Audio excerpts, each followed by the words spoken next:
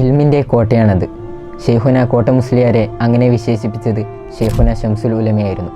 ഉത്തര കേരളത്തിൽ സമസ്തയേക്കാത്ത ഉരുക്കുകോട്ട, അതെ, ഷെയ്ഖുന അബൂ ഉമൈറ കോട്ട അബ്ദുൽ ഖാദർ മുസ്ലിയാർ. ഇൽമിൻ്റെയും വിനയത്തിൻ്റെയും നിറകുടമാണ്. നിറകുടം തുളുമ്പില്ല എന്ന പഴമൊഴിയെ അന്വർത്ഥമാക്കും വിധത്തിലായിരുന്നു ഷെയ്ഖുന കോട്ട മുസ്ലിയാരുടെ ജീവിതം. കേരളം അപൂർവമായി പരിചയപ്പെട്ട ജ്ഞാനികളിൽ ഒരാളായിരുന്നു ഷെയ്ഖുന കോട്ട മുസ്ലിയാർ. പ്രസംഗവേദികളിൽ മായാത്തൊരു വ്യക്തിമുദ്രയാണ് ഷെയ്ഖുന പതിപ്പിച്ചിരുന്നത്. ഒരു പ്രസംഗം തന്നെയാണ് ഷെയ്ഖുന ശംസുൽ ഉലമയെ കോട്ട ഉസ്താദിൽ ആകർഷിപ്പിച്ചതും. ഉറുദു, ഫാരിസി, ഇംഗ്ലീഷ്, കന്നഡ എന്നീ ഭാഷകളിലെ പരിജ്ഞാനമായിരുന്നു കോട്ട ഉസ്താദിനെ ഇതരരിൽ നിന്നും വ്യത്യസ്തമാക്കുന്നത്.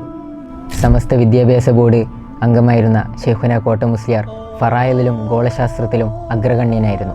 പക്ഷേ ദുന്യാവിൻ്റെ പിറകെ പോകാൻ ഷെയ്ഖുന തയ്യാറായില്ല.